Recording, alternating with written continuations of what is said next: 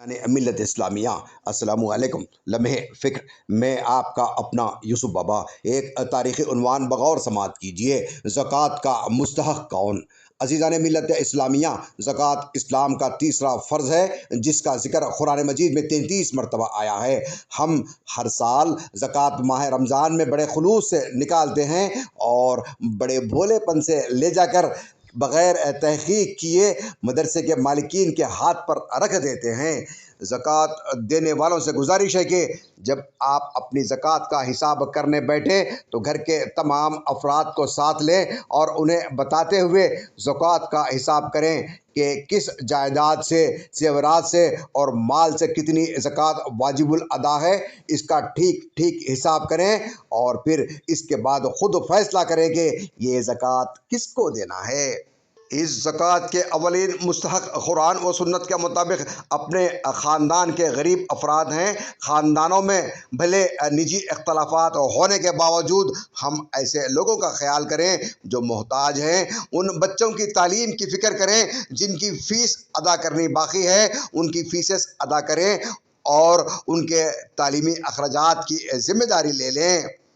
دیکھیں خاندان میں کوئی محتاج بیمار تو نہیں ہے، ان کے علاج اور دواؤں کا انتظام کریں۔ اگر کوئی خرچوں میں پریشان ہے تو اس کی مدد کر دیں۔ اپنے کسی عزیز کی لڑکی شادی کی عمر کو پہنچ چکی ہو، اس کی شادی کی ذمہ داری اٹھا لیں۔ اس کے علاوہ ایسے ہی معاملات میں اپنے پڑوسیوں، محلے والوں اور بستی والوں کا خیال کریں۔ اس کے علاوہ قاضی صاحبان، مسجدوں کی کم تنخواہ والے امام و مؤذن اور دینی مدارس کے قسم پرسی میں زندگی گزارنے والے اساتذہ صاحبان کا بھی خیال کریں۔ الحمدللہ آج کل ہمارے مسلم معاشرے میں غریب گھروں کی بچیاں سخت محنت کرتے ہوئے نیٹ میں سیٹ حاصل کر کے MBBS میں داخلہ لے رہی ہیں۔ داخلہ تو فری میں ہو جاتا ہے لیکن 5 سال تک تعلیمی اخراجات بڑے ہوتے ہیں۔ گھر چھوڑ کر دوسرے شہروں میں تعلیم حاصل کرنی پڑتی ہے۔ اس مشکل گھڑی میں ان کا ساتھ دیں، ان کے اخراجات کی ذمہ داری اٹھائیں۔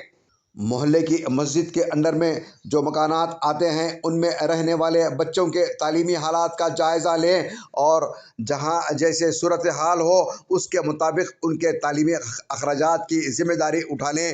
ضلع کھمم میں ایک مسجد کے امام صاحب کی بیٹی کو اس سال MBBS میں داخلہ ملا۔ امام صاحب کی اتنی حیثیت نہیں کہ اپنی بیٹی کے تعلیمی اخراجات اٹھا سکیں۔ کھمم کے اہل خیر و باثروت حضرات سے گزارش ہے کہ اس لڑکی کے تعلیمی اخراجات کی ذمہ داری اٹھائیں۔ انشاءاللہ جب یہ لڑکی تعلیم سے فارغ ہو کر آئے گی تو سماج میں ڈاکٹر بن کر ایک باعزت زندگی گزارے گی اور یہ زکوٰۃ دینے کے قابل رہے گی۔ لینے والے ہاتھ دینے والے ہاتھ بن جائیں گے۔ یہ ہے زکوٰۃ کا اصل مقصد۔ اپنی بستیوں، گاؤں اور اپنے شہروں میں ایسے محتاج اور قابل طلباء و طالبات کا جائزہ لیں اور ان کی ایک مشت مدد کریں۔ ایسے طلباء کی نشاندہی، ان کی رہنمائی اور بوقت ضرورت ان کی مدد کے لیے اپنی سطح پر ایک سسٹم بنایا جائے جس کے ذریعے ان طلباء کے معاملات بہتر طریقے سے حل ہوں گے۔ ہم بڑے بھولے پن سے اپنی زکوٰۃ چپ چاپ ایسے دھوکے باز مدرسے کے مالکین کے ہاتھ پر رکھ دیتے ہیں جو محض بیوقوف بنا کر اپنا الو سیدھا کرتے ہیں۔ ہم سے بھی زیادہ امیر ہو کر یہ ہماری زکوٰۃ بڑے مزے سے اڑاتے ہیں۔ ایک روپیہ ہم نے جوڑ کر گاڑے محنت کی کمائی بڑے خوف خدا کے ساتھ حساب کر کے ان کے ہاتھ پر رکھ تو دیتے ہیں لیکن یہ نہیں دیکھتے کہ یہ ہماری محنت کا پیسہ کہاں اڑایا جا رہا ہے۔ کہیں ہماری دی ہوئی زکوٰۃ خان صاحب کے فارم ہاؤس میں تو نہیں اڑائی جا رہی ہے؟ کہیں ہماری زکوٰۃ 2 لاکھ کے شاور اور ڈیزائنر باتھ روم بنانے کے لیے استعمال تو نہیں ہو رہی ہے؟ کہیں ہماری زکوٰۃ ان کی انگریز نما اولادوں کی بنجارہ ہلز میں مہنگی کٹنگ و میک اپ میں تو خرچ نہیں ہو رہی ہے؟ مہنگی گاڑیوں میں جو عیش خوشی ہوتی ہے اس میں کس کی زکوٰۃ خرچ ہو رہی ہے خان صاحب؟ کس کی زکوٰۃ کے پیسوں سے 1.5-2 لاکھ کے موبائل فون خریدے جاتے ہیں؟ ان بچوں کا کچھ اتا پتہ بھی ہے جن کی تصویریں دکھا کر اہل خیر حضرات کو جذباتی کیا جاتا ہے۔ जागो खुदारा, अब तो गौर करो, इन नंगे भूखे घरानों से आए हुए ये गैर मुकामी कैसे करोड़ों के मालिक बन गए? किसकी हैं ये जायदादें जिसमें ये ऐश करते हैं? ये कौम की जायदादें हैं या इनकी ज़ाती मिल्कियत? सरकार दो आलम सल्लल्लाहु अलैहि वसल्लम जब इस दारे फ़ानी से कूच कर गए तो घर में चिराग जलाने के लिए तेल तक मुयसर नहीं था।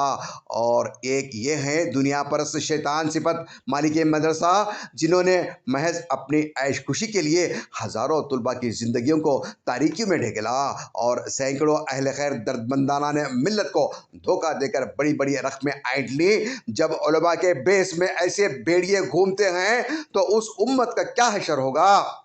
हम इस्लाम दुश्मन ताकतों को लेकर बहुत परेशान रहते हैं। अपने दीन की हिफाजत और अपने मजहबी तशक्कुस को बचाने और दुश्मनों से लड़ने के लिए हम हर रोज़ सोचते और कोशिश करते हैं।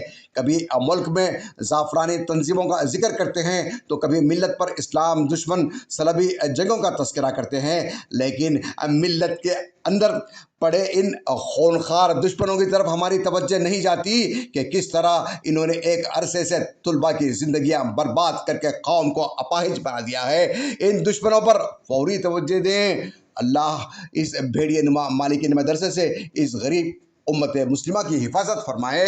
आमीन।